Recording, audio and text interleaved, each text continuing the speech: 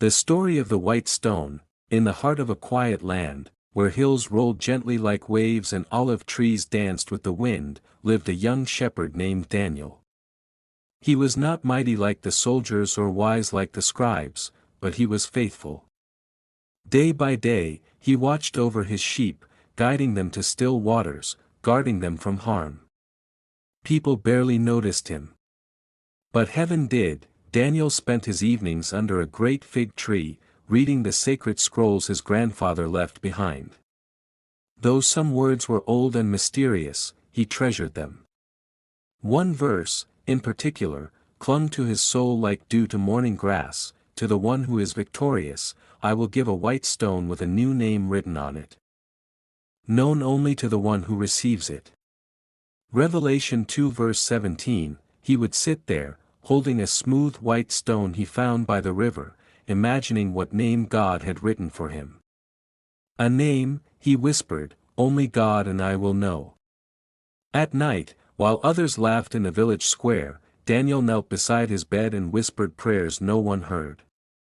He prayed for strength to remain kind when others were cruel, for courage when he felt invisible, and for faith when his heart grew tired. The world didn't see his victories, but God did. One sacred night, as stars shimmered like lanterns in the heavens, Daniel had a dream. In the dream, he stood at the foot of a great mountain. A soft voice called him upward.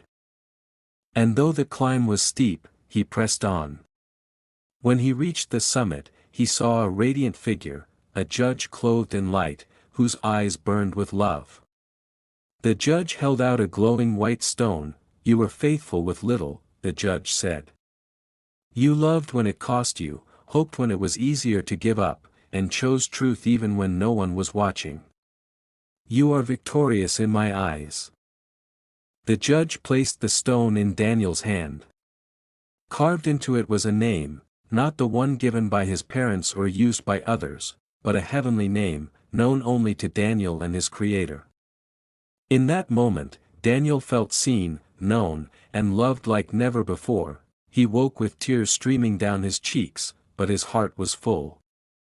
From that day, Daniel walked differently. He didn't need to chase applause or prove his worth.